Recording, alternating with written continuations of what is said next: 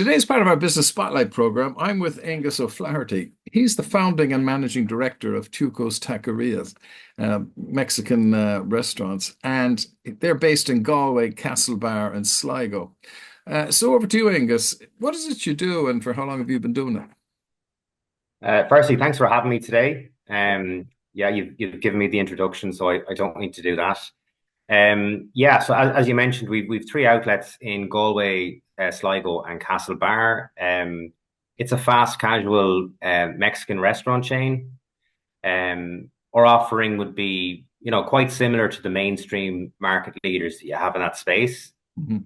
Um, and I suppose how we've always tried to differentiate ourselves is really on quality. You hear a lot of people talk about, what's your unique selling point? What's your point of difference? And I've always felt that, it's important to be different, but at the same time, you don't want to be different to the point where, no one likes what you're doing. Um, so that there's a reason why, the market leaders are market leaders. It's because they've a tried and tested product. So our focus has always been to kind of meet them at that level and to focus on putting out a better quality product.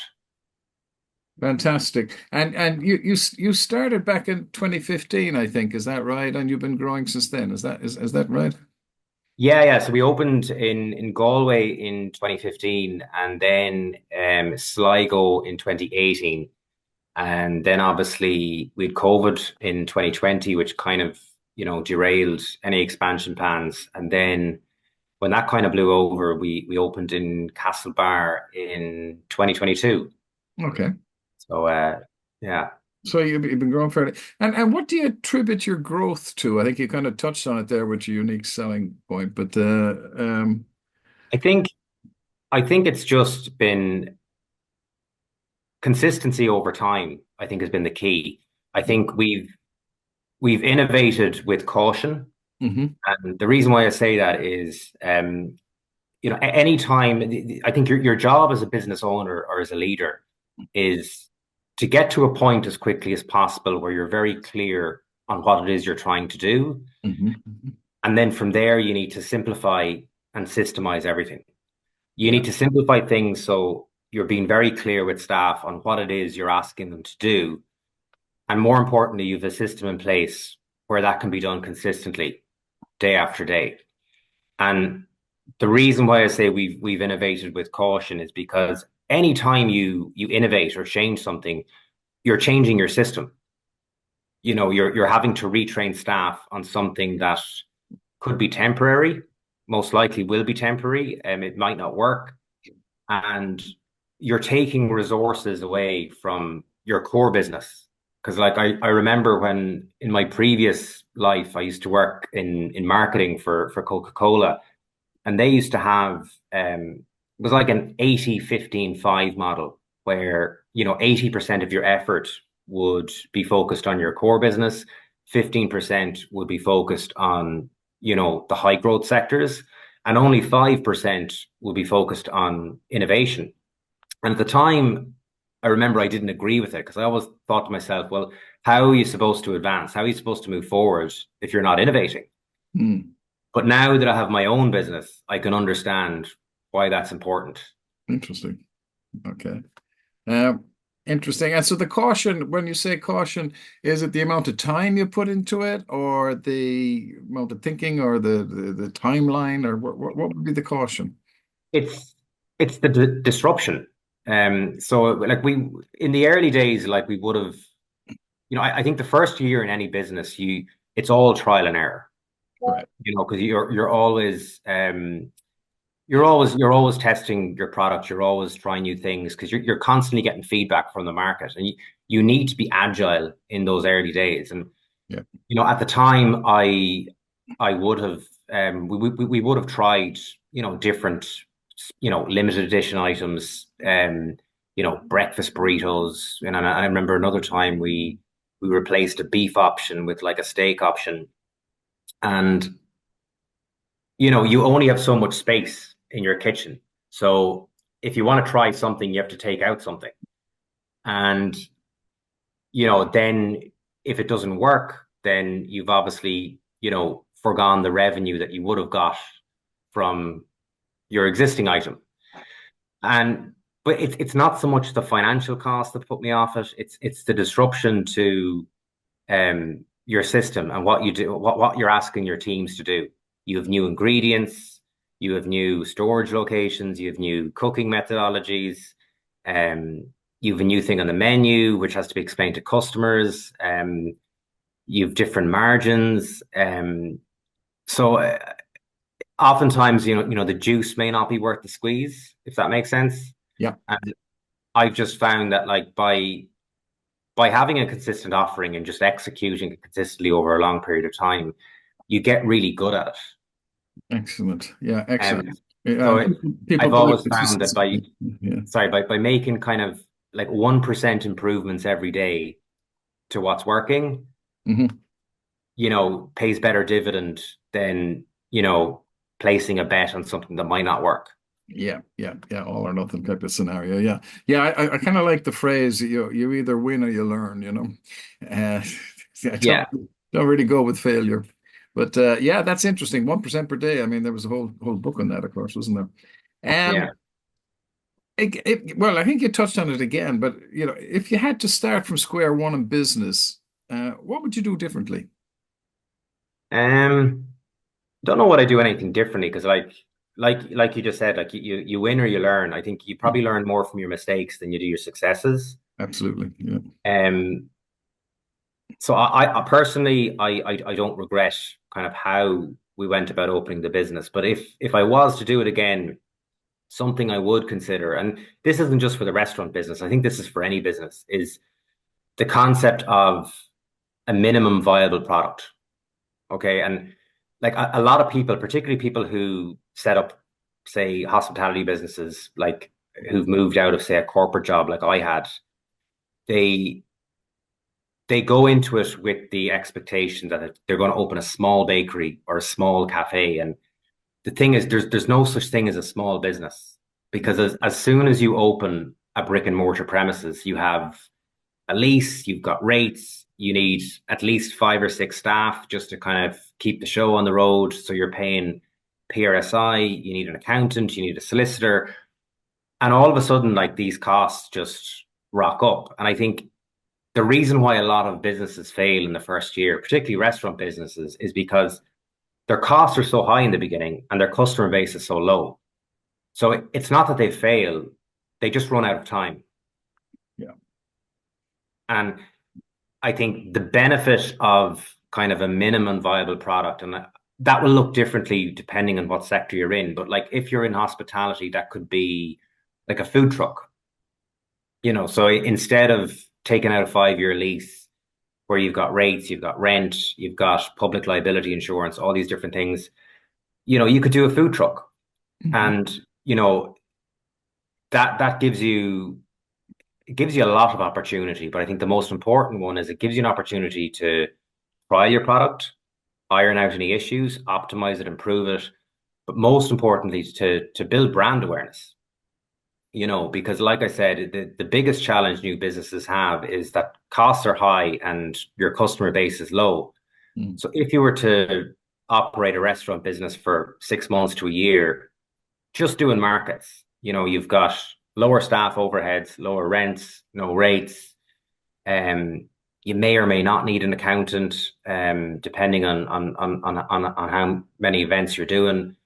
But it gives you that opportunity to build up your brand and to build up traction. So then if you do get into a brick and mortar premises, you're hitting the ground running. You already have some momentum behind you. Fantastic. Yeah, absolutely. And again, yeah, again, you've touched on some of this as well, Aonghus, but what have been your biggest learnings as an employer since you began in business? I think you were saying you're up to 30 employed at the moment now in the three Mm. three venues. Yeah. As an employer, I think the big thing is to trust people. And I think it's the biggest challenge in the beginning because I think any business owner is always a micromanager in the beginning. Hmm. You're kind of running around, you're trying to do everything, you're trying to fix everything, and you don't trust anyone to do it other than yourself. Yeah. And before you know it, you become a slave, you know, and it's all your own doing. It's all your own fault. Yeah. And it's because you have refused to take a step back for like a day or even a week to look at your business and be like, well, what am I doing?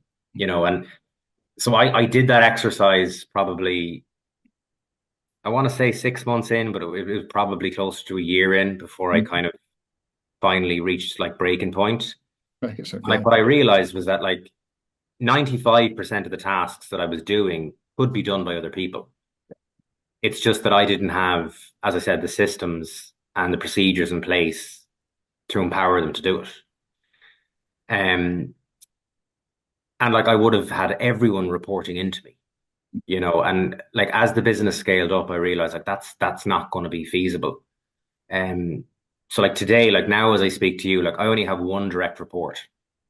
Right. Um, and then, you know, the store managers report into him, and then supervisors report into them, and then everyone else reports into the, you know, the store managers. So there's kind of like a structure there, you know, like a chain of command, if you want to call it that.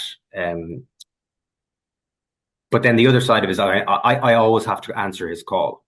You know, if he calls me, I know it's one of those kind of 1% problems that he doesn't have a procedure for. Right. Uh, Okay. but it works, and I think that's probably been the biggest learning is to trust people, provided you have the systems and procedures in place. Yeah. Yeah. Yeah. If you don't, then it's obviously it's a double-edged sword. But I think what I have noticed is that if you do empower people to kind of solve their own problems, they'll surprise you. Yeah. You know, if if all you do as a manager is tell people what to do, they might do it for a period of time, but then they'll reach a point where it's very disempowering and they'll just leave. You Mhm. know, so what you'll find is with your best people, if you want to retain them, you know, you have to give them autonomy. You have to give them leeway. You have to give them you know, license to make their own mistakes and make their own decisions. Yeah. Yeah, it's there's a couple of things in there. Yeah, I mean, definitely we talk about systemizing 80% of the thing and humanizing 20%, not the other way around. Yeah. You know, as a minimum. And also empowering people. We talk about the Superman complex that business owners have. You know, they swoop in, solve the problem. You know, the employees are sitting back having a cup of tea, and the Superman swoops off again. And you're not training them on the job. You're not allowing them to find the solutions to their issues. And as you say, you end up being a slave to the thing. It's very common within small business owners, Yeah. um, and even some of the bigger ones. Um, so coming back on that, I suppose how you talk about the growth. You're intending to grow further, I think. Um, how do you balance your personal life with the demands of running a business and a growing one at that? Um, I'd kind of go back to my last point. Yeah. I think just having the systems in place and have the structure in place that we have now with the operations manager reporting to me, and then, you know, store managers reporting to him, Hmm. uh, that's been a huge help. And being very clear on kind of job descriptions, I think, is really important. Yeah. Particularly in hospitality, because like what you see a lot of in hospitality is you'll have like supervisors, managers, crew staff, but oftentimes there's not very much a huge difference between what everyone is doing. And that can create a lot of animosity between teams as well, because like you can have a situation where, you know, an entry level member of staff feels like they're doing the same job as a supervisor but getting paid less for it. And that's obviously not fair. So, you know, if you are promoting someone to a position of supervisor, you need to be very clear on, well, what the difference is between that job and your last job. Yeah. And what you'll often find is when you do that, it's actually very empowering for people because they realize, okay, now I've, okay, I'm making extra money, but I've extra responsibility. Um, and the same goes then for managers and you know, and as you move further up, they need to be very clear on what it is that you're asking them to do. Um, so that, it kind of sets them up for success as well, because there's no kind of gray areas in terms of like what the expectation is. Fantastic. Yeah, absolutely. Couldn't agree with you more. And not everyone gets that. And I think again you've touched on it, but what qualities do you look for in employees? We need to trust them, as you're saying, but what qualities do you look for, and how do you foster a positive and productive work environment? You set up the structures, you give them clarity, all of that stuff. But what do you look for when you're taking people on board? I think the most important thing is attitude and work ethic. I believe like you can teach anyone to do any job. Mm. Um, and again, going back to my original point, particularly if you have good systems and if you've simplified it to a point where it's understandable, um, you can teach people to do pretty much anything. Mm. But what you can teach is work ethic and attitude. So I think that's the number one thing that we look for. Yeah. Um, in terms of fostering like a positive environment, I mean, there's lots of different things that places do, and like we've tried. Like you can do things like employee of the month and things like that. But I've actually found that those things don't work that well. Hmm. Um, we try to kind of reward people as a collective, as a team. Um, we found anytime we've done sort of incentives such as like employee of the month, eh, what tends to happen is one, it can end up being a bit of a popularity contest, and two, it can kind of you can end up in a situation where staff are almost sabotaging each other. Oh dear. Yeah. Where they can they'll try and point out what other people are doing wrong, which can become a really toxic Yeah, work absolutely. culture. I can imagine. Yeah. Um, so what we try to do is kind of once a quarter we kind of set certain things that we're going to focus on. Like it could be get our Google rating up to 4.5 or something like that. So it Yeah. gives them a goal from a customer service point of view to strive for. And if they get it, then we pay for like a team night out. So people kind of are sort of getting used to celebrating as a collective rather than as an individual. Fantastic. Yeah. I know. Yeah, it's interesting you say. I was just thinking of some clients where we've actually done that, where you have a team and they're all reliant that you have a system, you have a structure, but everybody's reliant on everyone else doing their job to get to where we want to go. And so having team rewards are good. And I love the just focus on one thing in the quarter and go for that. I absolutely love that. And it's funny, actually, just one other thing to add to that is last year we did actually do kind of a staff challenge Hmm. where there was like one winner. It was kind of like a basically roll a burrito as fast as you can. Hmm. And the winner got like 50 euros.